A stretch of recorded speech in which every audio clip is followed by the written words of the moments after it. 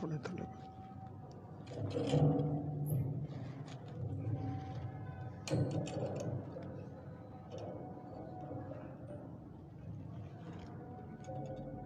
السلام علیکم ورحمۃ اللہ وبرکاتہ۔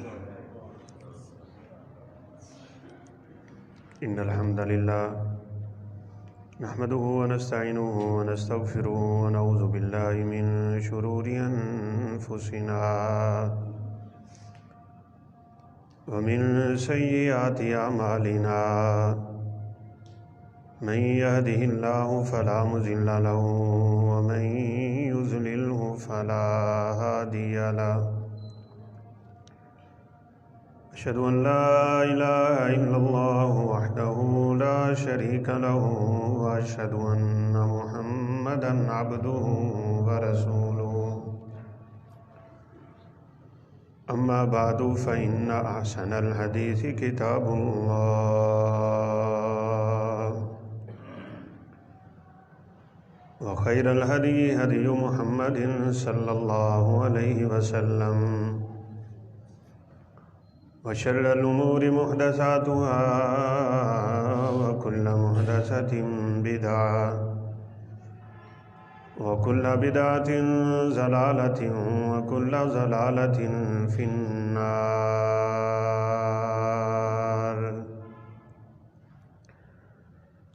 يا أيها الذين آمنوا اتقوا الله حق تقاته ولا تموتن إلا وأنتم مسلمون۔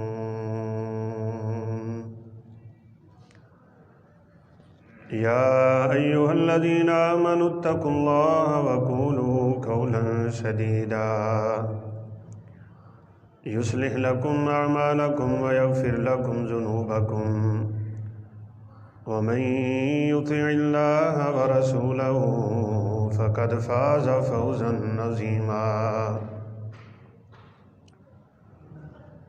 أعوذ بالله من الشيطان الرجيم بسم الله الرحمن الرحيم۔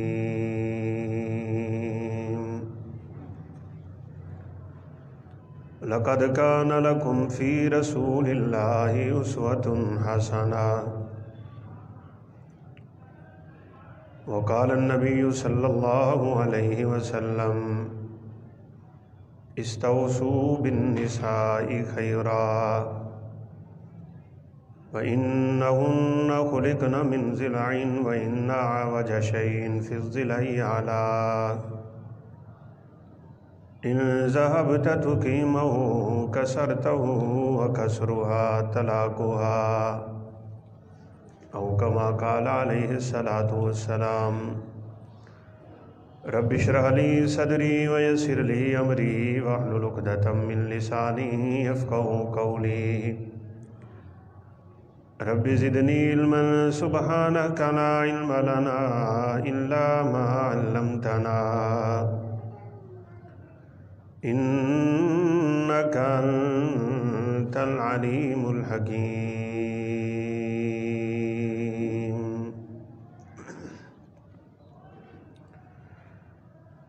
مختصر حمد و ثنا کے بعد سابقہ چند خطبات میں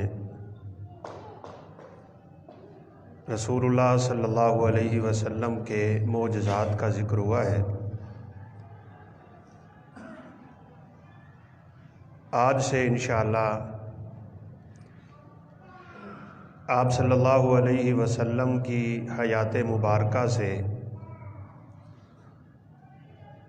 ہم بالترتیب چند ایسے مضامین پہ گفتگو کریں گے جو اس وقت معاشرے کی اشد ضرورت ہے۔ رسول اللہ صلی اللہ علیہ وسلم کا ازواج مطہرات کے ساتھ کیسا سلوک تھا، آپ کا معاملہ اپنی اولاد کے ساتھ کیسا ہوتا تھا، اپنے رشتہ داروں کے ساتھ، ہمسایوں کے ساتھ، اپنے شریکوں کے ساتھ، اپنی رعایا کے ساتھ، اور اس طرح کے دیگر اہم امور پہ انشاءاللہ سلسلہ وار اللہ تعالیٰ نے توفیق دی تو ہم گفتگو کریں گے۔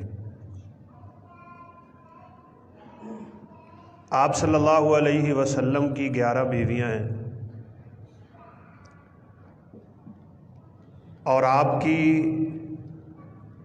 زندگی میں 2 بیویاں اس دنیا سے چلی گئی تھیں۔ آپ صلی اللہ علیہ وسلم نے پہلی شادی سیدہ خدیجہ رضی اللہ تعالی عنہا سے کی ہے، اور ہم سب جانتے ہیں کہ آپ خدیجہ رضی اللہ تعالی عنہا کے مال میں تجارت کیا کرتے تھے۔ چونکہ اللہ تعالیٰ نے آپ کو صادق و امین بنا کے دنیا میں بھیجا ہے، آپ کی امانت اور صداقت کی وجہ سے خدیجہ رضی اللہ تعالی عنہا نے آپ کو شریک کر لیا تھا، شادی کا پیغام بھیج دیا، آپ صلی اللہ علیہ وسلم نے قبول کر لیا۔ اس وقت آپ کی عمر مبارک 25 سال تھی، اور اکثر مورخین کے قول کے مطابق خدیجہ رضی اللہ تعالی عنہا کی عمر 40 سال ہے، اگرچہ بعض نے اس سے کم بھی ذکر کیا ہے، 27، 26، 25 بھی، 35 بھی، لیکن یہ 40 سال کی عمر والا قول بہت مشہور ہے۔ آپ نے اپنی پہلی ہی شادی میں امت کو یہ پیغام دے دیا، ایک ایسا شخص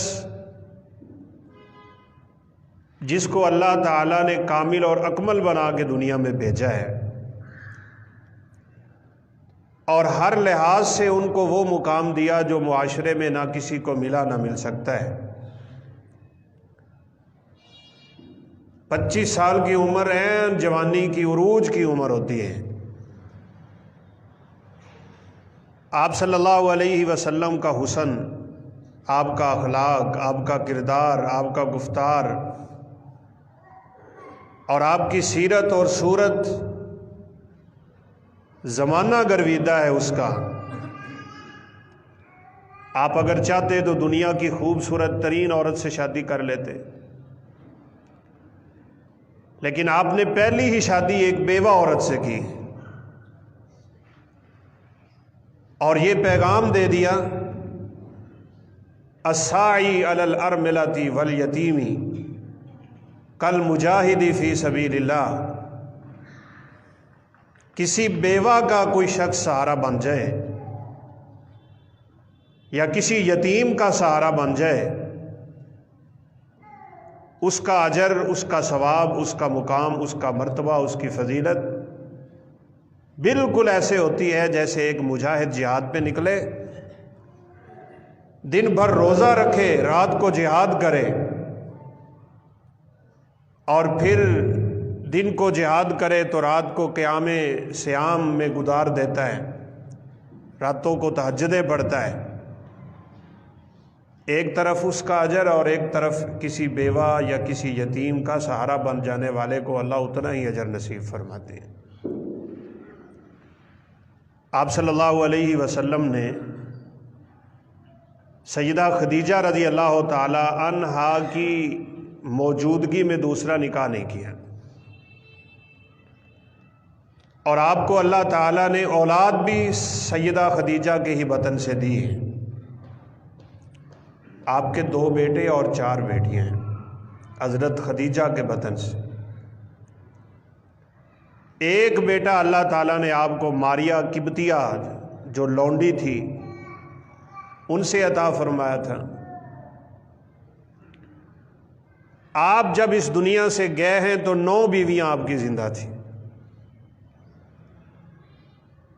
اور ایک ایسا شخص جس کی مصروفیات اس قدر زیادہ ہوں کہ اس نے ہر معاملے کو کور کرنا ہے، کہیں فوجیں بھیجی جا رہی ہیں، کہیں لشکر بھیجے جا رہے ہیں، کہیں جنگ کی تیاری ہو رہی ہے، کہیں جنگی مشقیں کی جا رہی ہیں، کہیں معاملات ہیں، بلکہ آپ ریاست کے ذمہ دار بھی ہیں، آپ حاکم وقت بھی ہیں، آپ چیف آف آرمی سٹاف بھی ہیں، ہر لحاظ سے آپ کی ذمہ داریاں معاشرے میں سب سے زیادہ ہیں۔ اور آج کل ہم جیسے ادنا سے لوگ کہہ دیتے ہیں کہ میرے پاس وقت نہیں ہے، میں گھر والوں کو بھی وقت نہیں اچھی طرح دے سکتا، لیکن آپ صلی اللہ علیہ وسلم کا اسوہ دیکھیے۔ آپ اپنی ازواج مطہرات امہات المومنین، مومنوں کی مائیں، ان کے ساتھ اس قدر خوش اسلوبی سے زندگی گزار گئے کہ جب آپ اس دنیا سے رخصت ہوئے تو 9 کی 9 آپ پہ راضی ہیں۔ خدیجہ رضی اللہ تعالیٰ عنہا سے وفا کا یہ عالم ہے کہ سیدہ عائشہ رضی اللہ تعالیٰ عنہا فرماتی ہیں کہ باوجود اس کے کہ وہ اس دنیا سے چلی گئی تھی، لیکن آپ صلی اللہ علیہ وسلم ان کا تذکرہ کرتے رہتے، ان کو یاد رکھتے تھے، اور ان کی حسن معاشرت کی باتیں ہوتی رہتی تھیں۔ اتنا تو میں آپ کی کسی دوسری بیوی پہ غیرت نہیں کھاتی تھی جتنا خدیجہ رضی اللہ تعالی عنہا کا ذکر سن سن کے مجھے غیرت آنا شروع ہوگی۔ جب کبھی گھر میں تحفہ آتا تو رسول اللہ صلی اللہ علیہ وسلم خدیجہ کی سہیلیوں کو بھیج دیتے تھے، پوچھا کرتے خدیجہ رضی اللہ تعالی عنہا کی سہیلیاں، کبھی کوئی آ جاتی بڑا استقبال کرتے تھے اس کا۔ ایک عورت آئی اور آپ صلی اللہ علیہ وسلم نے اس کا نام بھی پوچھا، اس نے اپنا نام بتایا تو نام کا معنی اچھا نہیں تھا، آپ صلی اللہ علیہ وسلم نے اس کا نام حسانہ رکھ دیا۔ خوبصورت سیرت والی، خوبصورت عقل شکل والی، اور پھر پوچھا کیا حال ہے، ہمارے آنے کے بعد تمہارا کیا حال رہا، خاندان کیسا ہے، اور بڑی عزت و تکریم سے آپ صلی اللہ علیہ وسلم نے اس کے ساتھ باتیں کی۔ تو سیدہ عائشہ رضی اللہ تعالیٰ عنہ پوچھنے لگیں، اللہ کے نبی یہ کون تھی؟ تو آپ صلی اللہ علیہ وسلم نے فرمایا یہ خدیجہ کی سہیلی تھی، جس کا مطلب یہ ہوا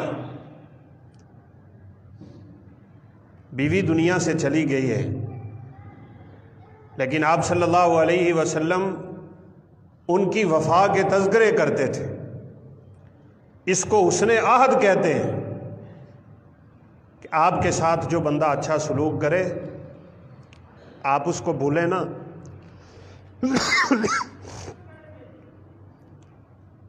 ایک دفعہ تو سیدہ عائشہ رضی اللہ تعالیٰ عنہ یہ کہنے پہ مجبور ہو گئی کہ میرے جیسی یہ خوبصورت عقل شکل والی، سیرت اور صورت والی، حسن و جمال والی عورت کے ہوتے ہوئے بھی آپ اس بوڑھی عورت کو یاد کرتے رہیں گے۔ تو آپ صلی اللہ علیہ وسلم کا چہرہ بدل گیا تھا، اور آپ نے فرمایا عائشہ، خدیجہ کو جو اللہ نے مقام و مرتبہ دیا ہے، اور خدیجہ کے میرے ساتھ جو تعلقات ہیں، اور خدیجہ کے ساتھ جو ایک زندگی کا حصہ گزرا ہے، اس مقام و مرتبہ کو کوئی نہیں پہنچ سکتا ہے۔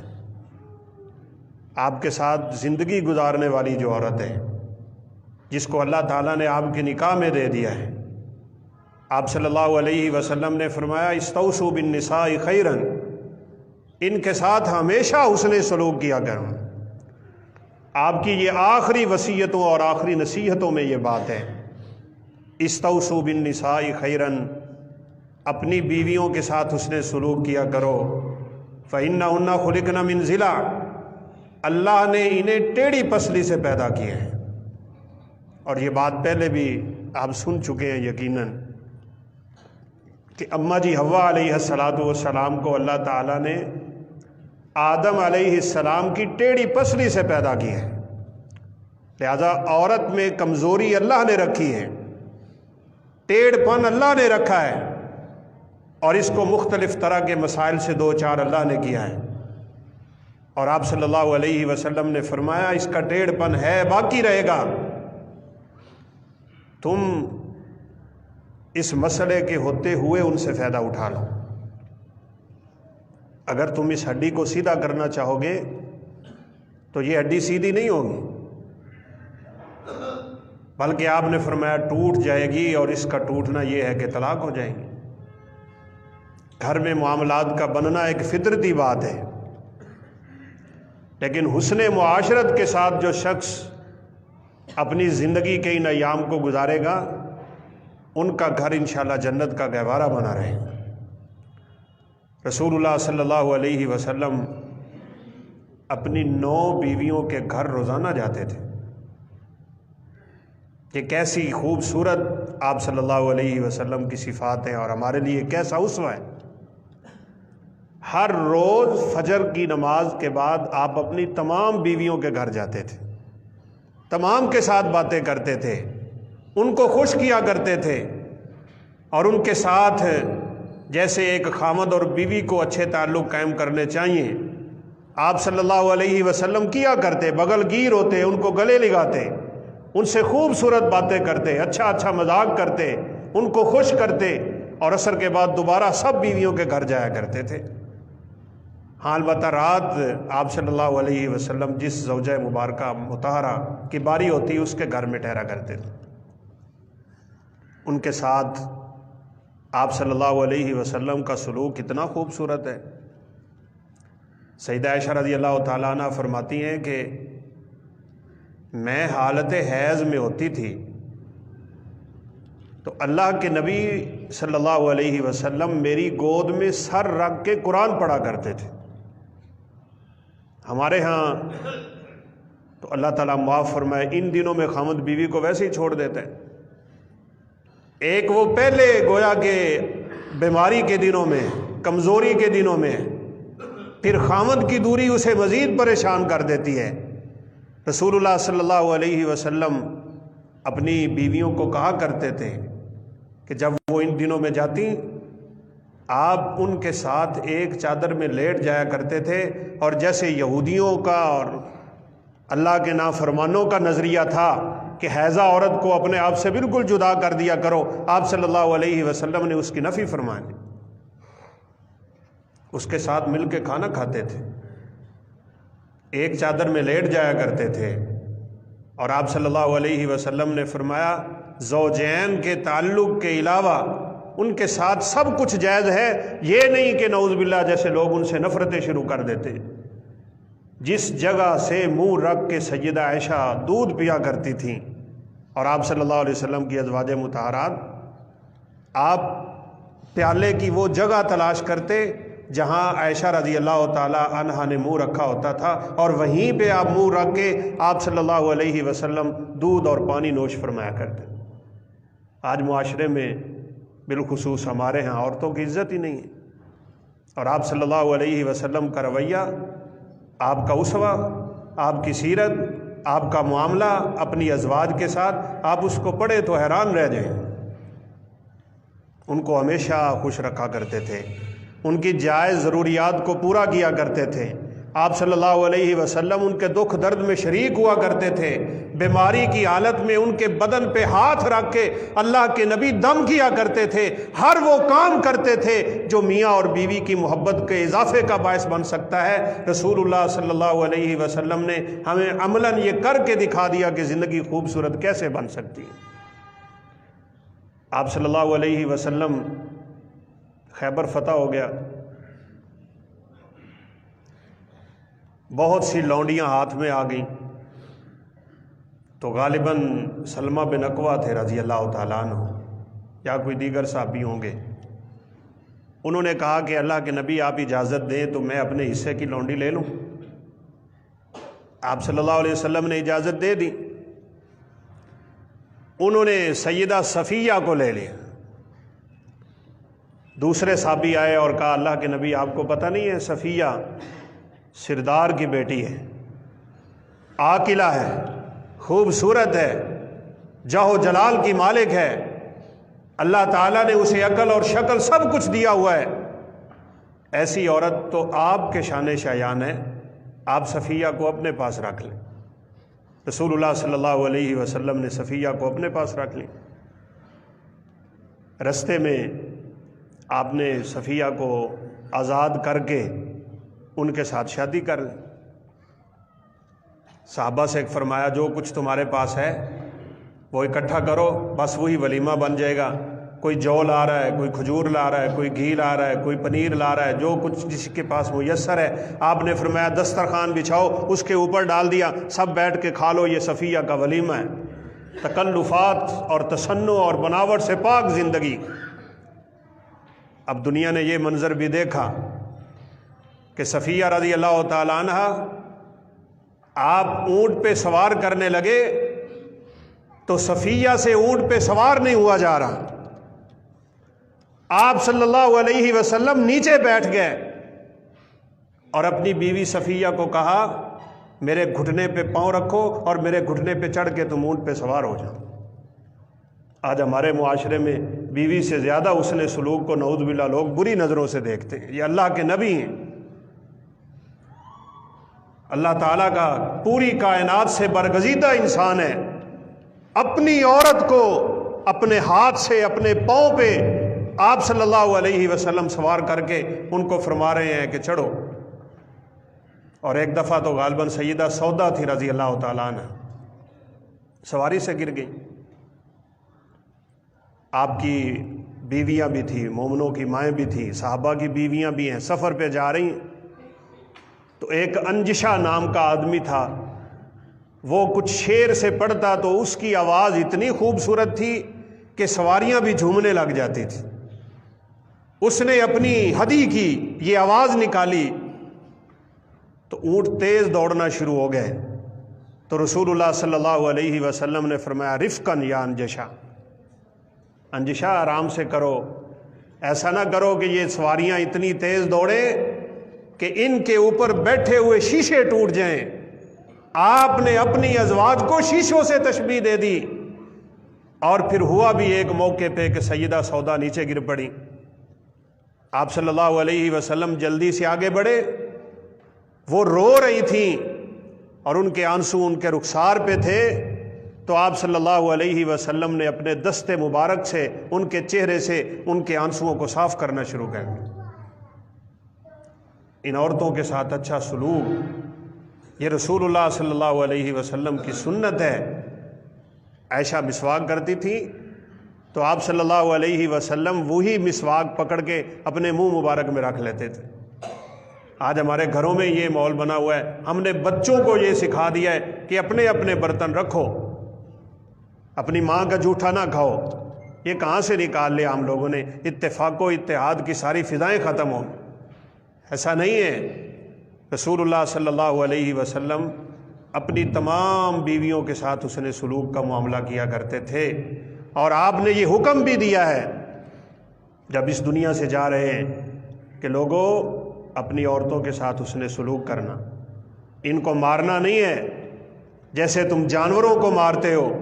لا تضربوہن ضربا مبرحا، یہ اللہ تعالیٰ نے تمہارے اختیار میں دے دی، اس کا یہ قطعاً مطلب نہیں کہ وہ غلامی کی زندگی میں آ گئی جیسے لوگ سمجھتے ہیں کہ اس کی کیسے جرت ہوئی میرے سامنے بولنے کی۔ یہ بیچارہ اس کو مردانگی سمجھ بیٹھتا ہے۔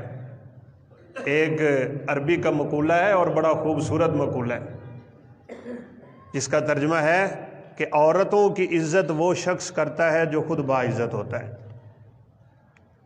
اور ان کی بے عزتی وہ شخص کرتا ہے جو زمانے کا بدنام اور لعین، جس کو بے شرم کہا جاتا ہے۔ عورتیں بیچاری، ان کے ساتھ کیا مردانگی کا تعلق ہے کہ مارنا شروع ہو جائے، اور بعض تو نعوذ باللہ ڈنڈوں سے مارنا شروع ہو جاتے،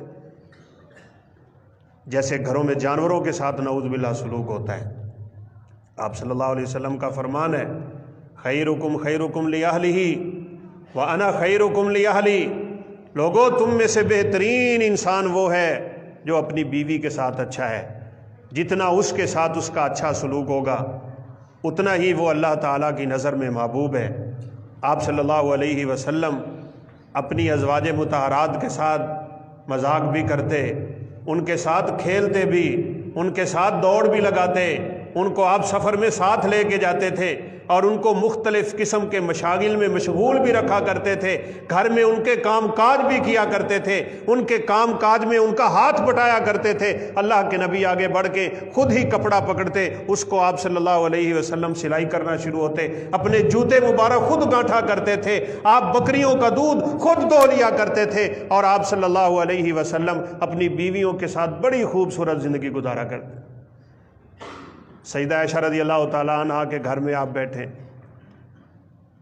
تو آپ صلی اللہ علیہ وسلم نے اپنا پاؤں سیدہ عائشہ کی گود میں رکھا ہوا ہے، ادھر سے دوسری بیوی سیدہ سودا تشریف لے آئیں اور وہ بھی آ کے بیٹھ گئیں، تو آپ نے اپنا دوسرا پاؤں بچھا کے ان کی گود میں رکھ دیا۔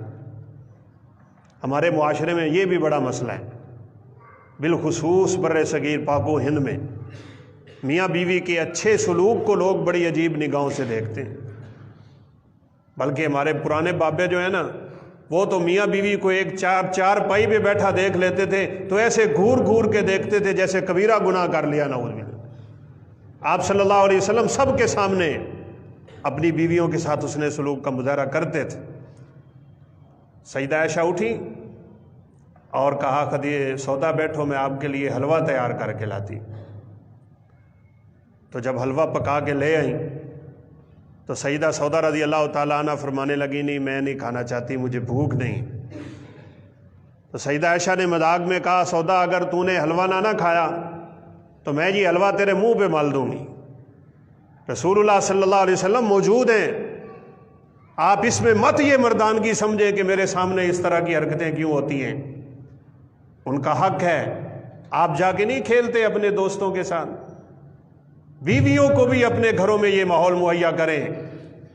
عید کا دن ہے، سیدہ عائشہ رضی اللہ تعالیٰ عنہ کے پاس بچیاں ہیں، ان کے ہاتھ میں دف ہے، بچیاں دف بجا رہی تھیں اور ساتھ ساتھ ترانے پڑھ رہی تھیں۔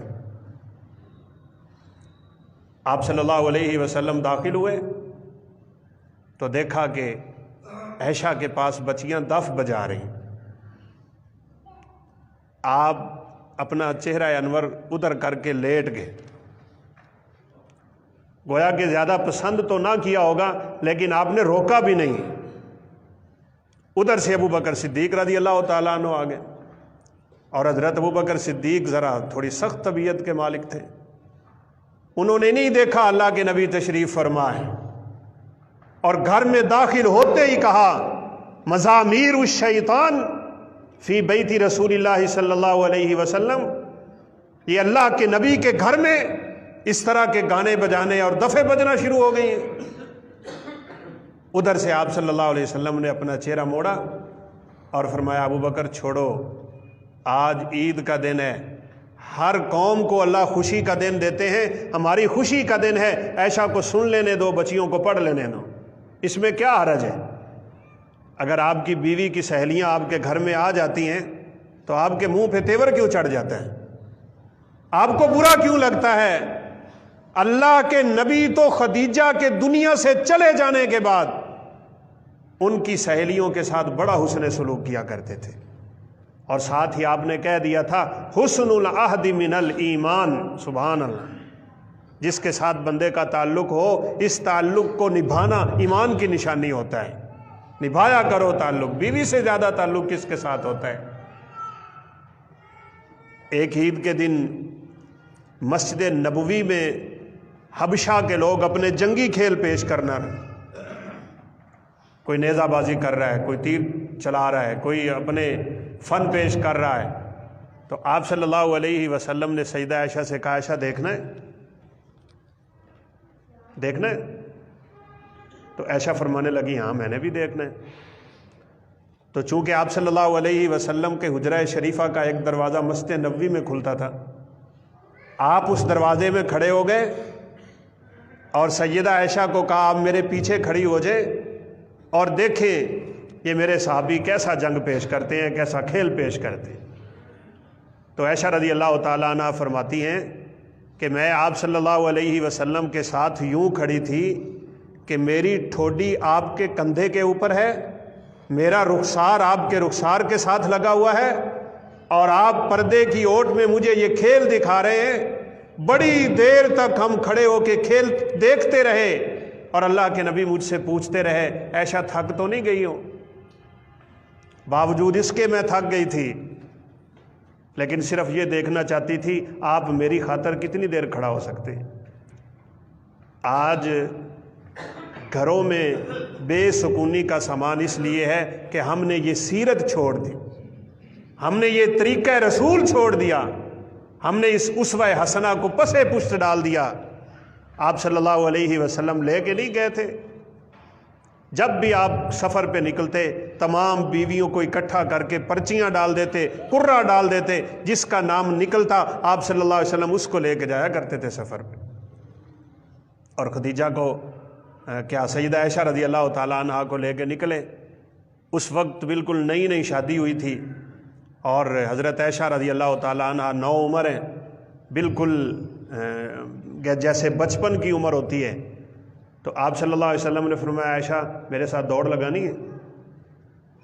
اللہ کے نبی کہہ رہے ہیں، وقت کا نبی ہے، محبوب رسول ہے، دو جہانوں کا سردار ہے، اپنی بیوی سے کیسا تعلق ہے؟ فرمایا عائشہ دوڑ لگانی ہے میرے ساتھ؟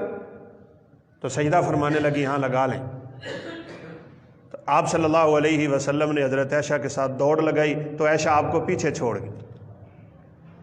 پھر ایک موقع آیا اور آپ صلی اللہ علیہ وسلم نکلے اپنے صحابہ کے ساتھ سفر۔ اس وقت حضرت عائشہ تھوڑا بھاری جسم کی مالک ہو گئی تھی، تو آپ نے صحابہ سے فرمایا چلو بھائی تم آگے نکل جاؤ۔ جب صحابہ آگے نکل گئے تو آپ نے فرمایا عائشہ آج پھر ہم دوڑ لگائیں گے۔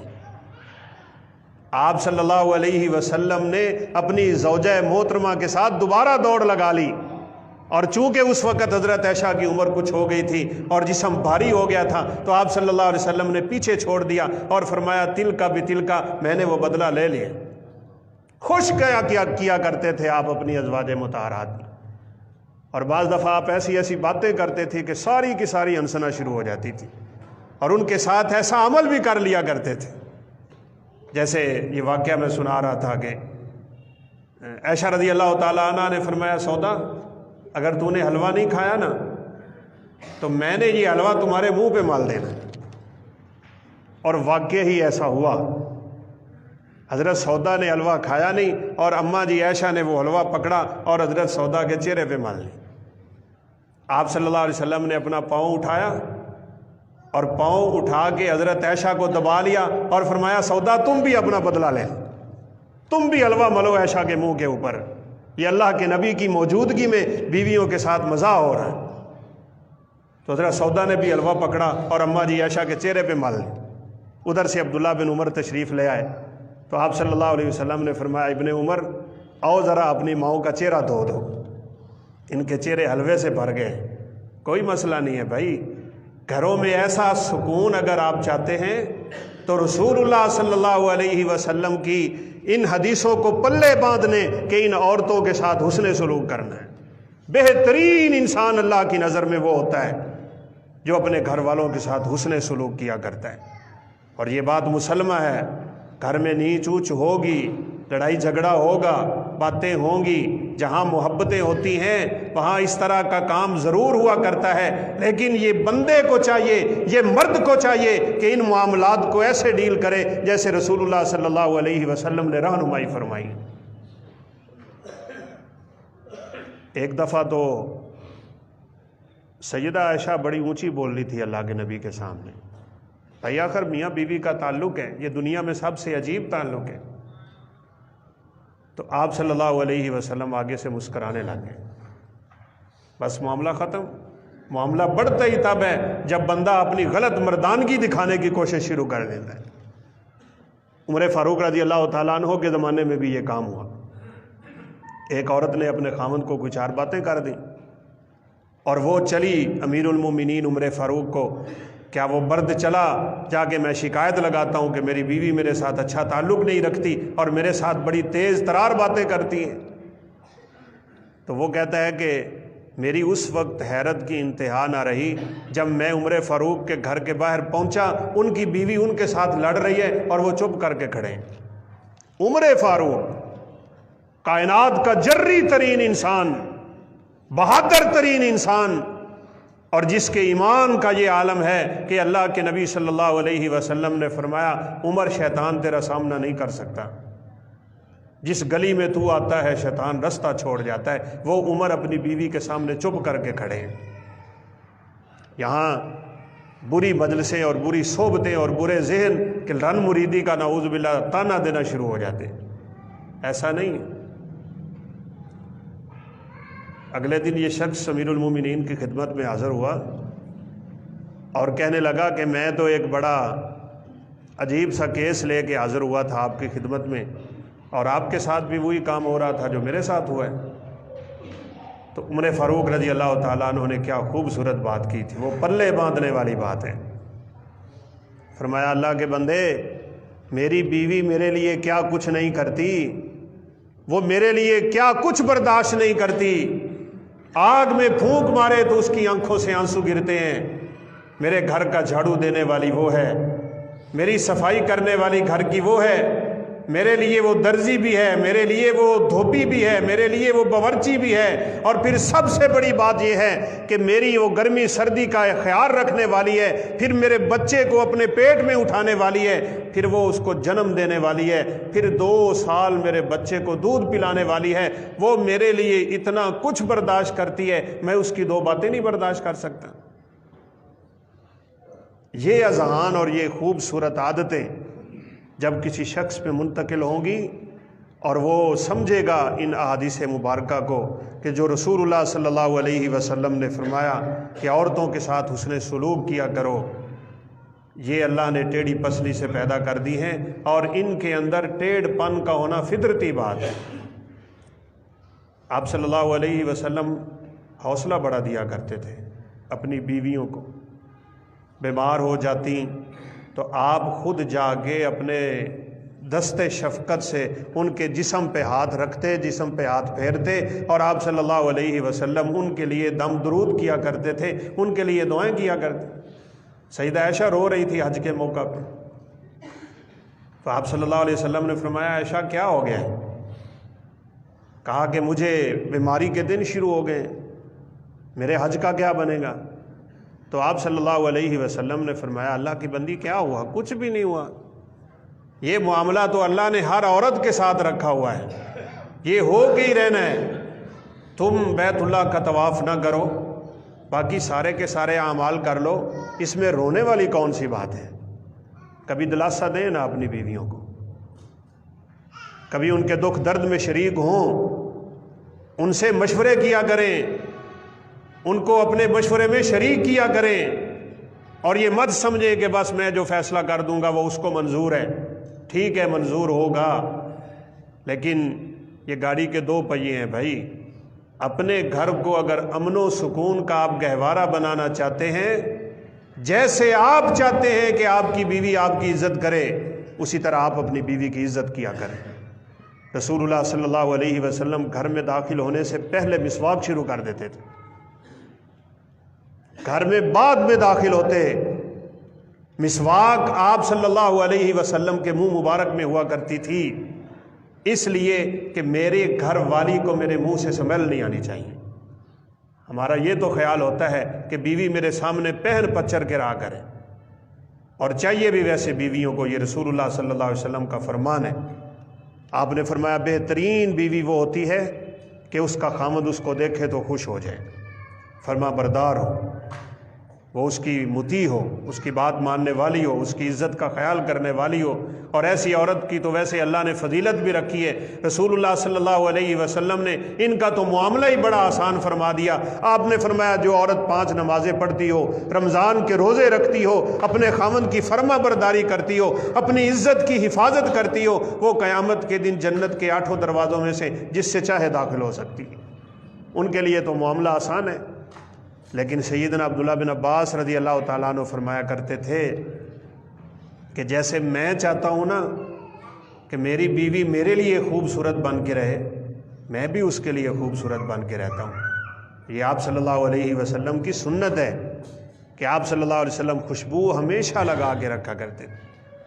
انس رضی اللہ تعالیٰ عنہ فرماتے ہیں کہ آپ کی داڑھی مبارک کے صرف یہاں پہ چند سفید بال تھے اور وہ پیلے ہو چکے تھے، رنگ نہیں لگاتے تھے آپ، اگرچہ آپ صلی اللہ علیہ وسلم نے حکم دیا ہے، آپ نے فرمایا اپنے چٹے اور سفید بال جو ہوتے ہیں ان کو رنگ لیا کرو، یہودیوں کی مخالفت کرو، یہودی اپنی داڑھیوں کو نہیں رنگتے، تم رنگ لیا کرو، بڑے اجر کا باعث ہے اگر کوئی شخص یہودیوں کی مخالفت میں اور رسول اللہ صلی اللہ علیہ وسلم کے اس طریقہ پہ اور آپ کے اس حکم پہ اپنی داڑھی کو رنگ لے۔ لیکن آپ کے بال ہی تھوڑے سے سفید تھے، اور انس فرماتے ہیں کہ ہم گننا بھی چاہتے تو گن سکتے تھے کہ آپ کی داڑھی مبارک میں کتنے سفید بال ہیں۔ تو وہ پیلے کیسے ہو چکے تھے؟ خوشبوئیں لگا لگا کے۔ آپ ہمیشہ خوشبو کا استعمال کرتے تھے اپنے گھر میں بھی اور باہر بھی، تاکہ میرے بدن سے کسی کو تکلیف نہیں ہونی چاہیے۔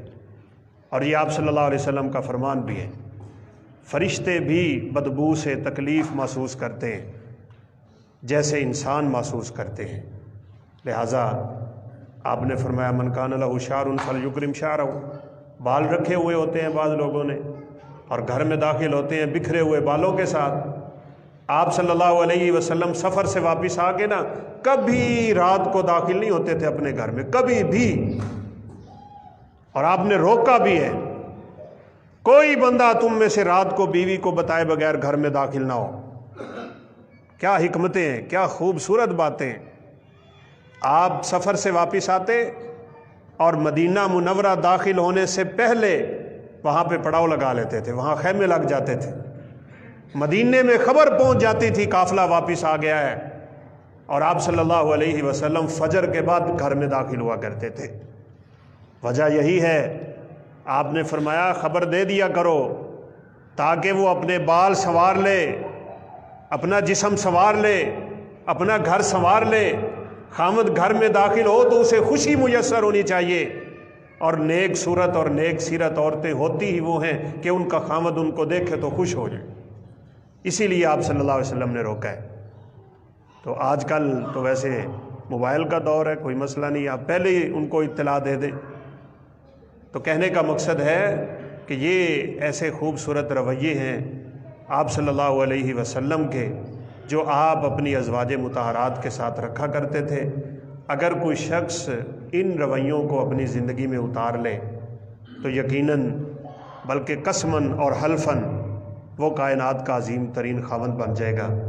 کوئی بھی خاوند اگر صحیح خاوند بننا چاہتا ہے تو وہ عائشہ کے خاوند کی زندگی کا مطالعہ کر لے، انشاءاللہ زندگی تبدیل ہو جائے گی، گھر میں سکون آئے گا۔ بیویوں کو بھی چاہیے کہ وہ بھی پڑھیں کہ رسول اللہ صلی اللہ علیہ وسلم کی بیویاں آپ کے ساتھ کیسا حسن سلوک کیا کرتی تھیں۔ طرفین سے جب یہ خوبصورت رویے سامنے آئیں گے تو گھروں میں بھی سکون ہوگا، اولاد بھی نیک ہوگی، اور اولاد پہ والدین کی تربیت کا اچھا اثر ہوگا۔ اللہ حکم الحاکمین سے دعا ہے کہ اللہ تعالی ہمارے گھروں میں سکون نازل فرمائے، اپنی رحمت نازل فرمائے، زوجین کے درمیان محبت اور اخوت کی فضا پیدا فرمائے، اور ہر قسم کے شر اور فتنے سے اللہ تعالی امت مسلمہ کو محفوظ رکھے۔ وآخر دعوانا الحمدللہ رب العالمین۔